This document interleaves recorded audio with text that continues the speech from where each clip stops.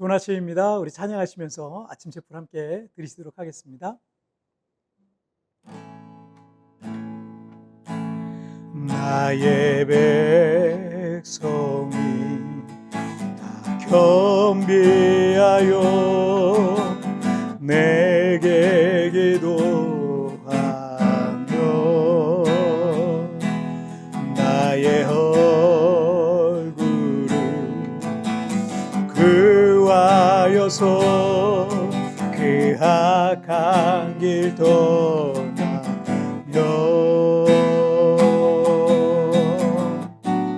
하늘에서 듣고 죄를 사며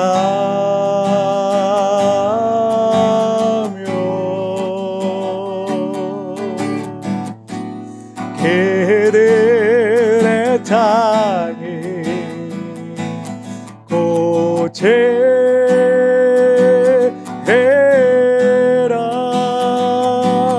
아버지여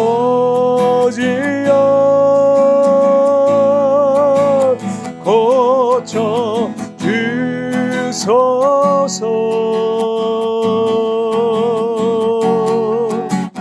이 나라 주의 것 되게 하소서.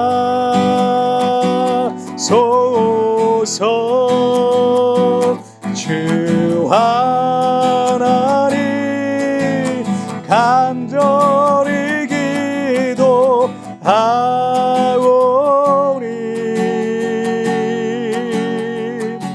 상하니 다 새롭게 하소서.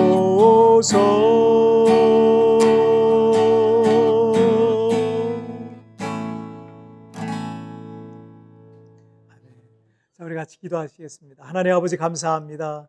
오늘도 이렇게 우리 하나님 앞에 예배하며 나가게 하시니 정말 감사합니다. 매일매일 말씀으로 나를 가르쳐 주시고 이 시간에도 성령 하나님께서 나의 친히 성경 교사가 되어 주셔서 주의 말씀을 깨닫게 하여 주시고 그 말씀대로 순종할 수 있는 힘과 용기를 더하여 주옵소서. 감사하며 예수님의 이름으로 기도하옵나이다.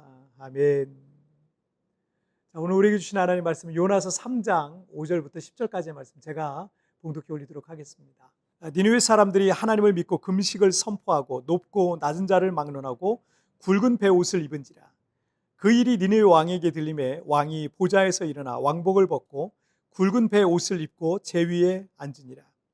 왕과 그의 대신들이 조서를 내려 니느웨에 선포하여 이르되 사람이나 짐승이나 소떼나 양떼나 아무것도 입에 대지 말지니 곧 먹지도 말 것이요 물도 마시지 말 것이며 사람이든지 짐승이든지 다 굵은 베옷을 입을 것이요 힘써 하나님께 부르짖을 것이며 각기 악한 길과 손으로 행한 강포에서 떠날 것이라.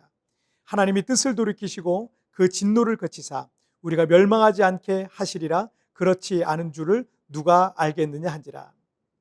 하나님이 그들이 행한 것 곧 그 악한 길에서 돌이켜 떠난 것을 보시고 하나님의 뜻을 돌이키사 그들에게 내리라고 말씀하신 재앙을 내리지 아니하시니라. 아멘. 요나 선지자가 활동했던 이 시대 중근동 지역에 패권을 쥐고 있던 가장 강력한 나라는 아수르입니다. 세계사에서는 아시리아 제국이라고 말하기도 합니다. 그들은 바벨론 제국이 등장하기 전 최초의 세계 대제국의 원조격인 그런 제국이었습니다. 그들은 주변의 부족과 왕국 등을 닥치는 대로 점령하고 죽이고 약탈하고 착취했던 정말 잔인무도한 사람들이었습니다. 그러니 이 국경을 마주하고 있었던 이 북이스라엘 역시 그들로 인해서 늘 고통을 받아왔던 거죠. 북이스라엘 출신의 선지자였던 요나 역시 마치 일본 제국과 같은 이 아수르 사람들이 싫었던 거죠. 그런데 하나님께서 니느웨를 쳐서 예언하라고 말씀하셨잖아요. 요나는 하나님께서 선지자를 통해서 심판을 경고하는 이유가 그들이 돌이켜 회개하면 용서하시는 분이라는 사실을 너무나도 잘 알고 있었습니다.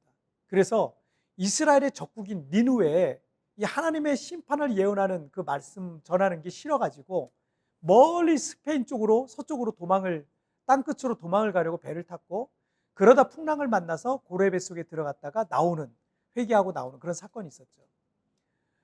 요나는 고래 뱃속에서 회개하고 나와서 니느웨로 이제 가게 되었는데 니느웨는 사흘 동안 걸을 만큼 큰 성읍이었습니다. 요나서 3장 4절을 보시면 요나가 그 성읍에 들어가서 하루 동안 다니며 외쳐 이르기를 40일이 지나면 니느웨가 무너지리라 하였더니, 요나가 니느웨 성에서 하루 동안 다니면서 40일이 지나면 니느웨가 무너지리라 라고 외쳤다는 겁니다.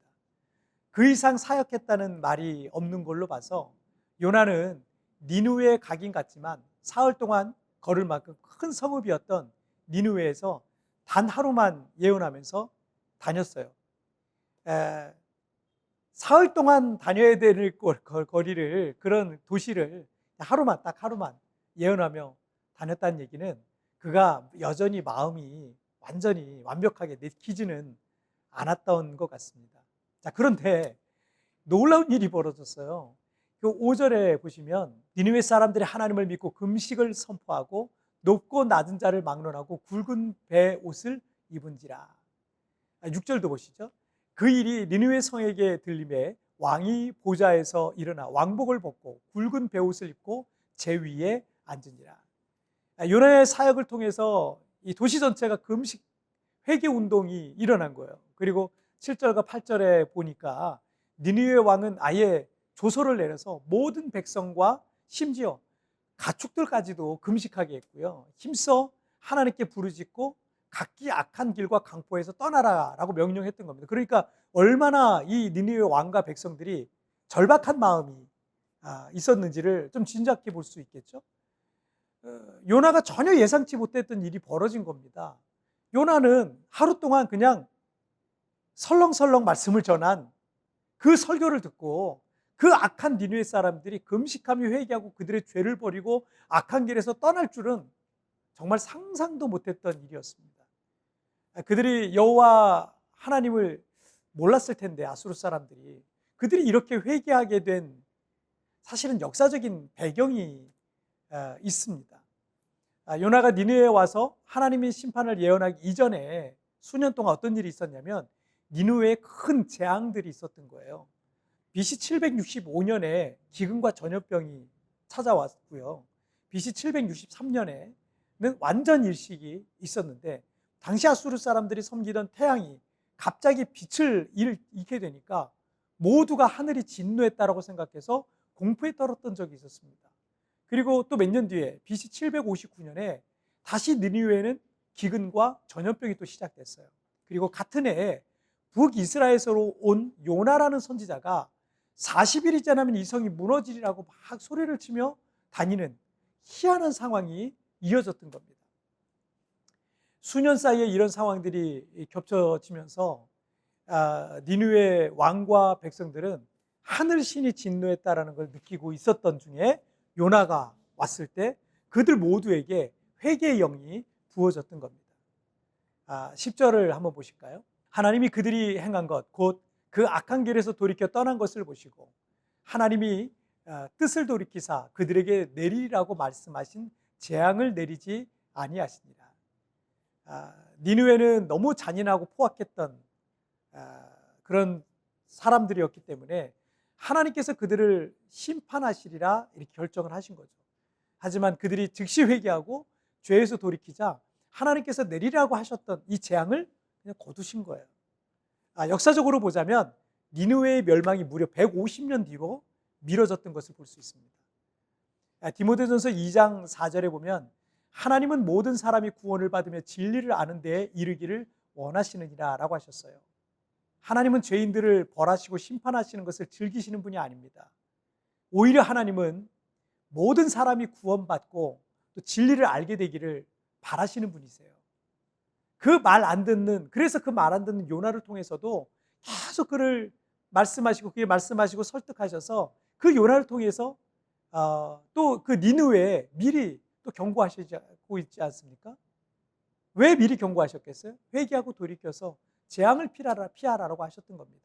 요나에게도 메시지를 주시고 북이스라엘에도 메시지를 주시는 거죠. 그리고 회개하면 주님은 재앙을 돌이키시는 자비하신 하나님이십니다. 아까 니느웨가 150년 역사가, 멸망의 역사가 뒤로 미뤄졌다 그랬잖아요. 근데 북이스라엘은 얼마 남지 않았거든요. 니느웨 왕과 그 백성들은 하나님께서 선택하신 유대인들과 다른 정말 다른 이방인들이잖아요. 북이스라엘은 많은 하나님의 선지자들이 활동하고 있었음에도 불구하고 회개하지 않았지만 이방인들인 니느웨는 요나의 이 단 하루 예언 사역으로 가축들까지 금식하며 회개하는 역사가 일어났던 겁니다. 그래서 니느웨의 운명을 바꾼 거예요. 역사를 뒤집은 겁니다. 우리 인생의 문제는 하나님께 문제가 있지 않아요. 나에게 있습니다. 내 운명을 바꾸고 인생의 역사를 바꾸는 것은 우리가 하나님 앞에 바로 설 때 시작되는 것입니다. 자, 우리 같이 기도하실까요? 살아계신 하나님 아버지 감사합니다. 오늘도 하나님의 말씀을 통해서 어떻게 역사가 바뀌는지, 어떻게 운명이 바뀔 수 있는지, 하나님께는 문제가 없고 우리에게 결국 문제가 있음을 보게 됩니다. 우리가 하나님 앞에 바로 서길 원합니다. 하나님의 뜻대로 돌아가길 원합니다. 니느웨의 왕과 그 백성들이 그들의 모든 죄를 버리고 하나님께로 돌아갈 때 그들에게 내리라고 했던 재앙을 거두셨던 것처럼 오늘도 우리 인생 가운데 하나님께로 돌아가며 하나님이 원하시는 그 뜻대로 순종하며 살아가는 그런 삶을 살아가게 하여 주옵소서. 오늘도 주님 나를 붙잡아 주시고 함께 하실 것을 믿사오며 예수님의 이름으로 기도하옵나이다. 아멘. 여러분 뒤편에 나오는 오늘의 묵상 보시면서 개인적으로 묵상하시고요. 짧게라도 뜨겁게 기도하시면서 오늘 하루 주님과 동행하시길 바랍니다. 내일 우리 굿모닝 촛불에서 뵙겠습니다. 여러분 승리하세요. 우리 인생의 문제는 하나님께 문제가 있지 않고 내게 있습니다. 내 운명을 바꾸고 인생의 역사를 바꾸는 것은 우리가 하나님 앞에 바로 설 때 시작되는 것입니다. 내 운명을 바꾸기 위해 하나님 앞에 바로 서야 할 부분은 무엇입니까?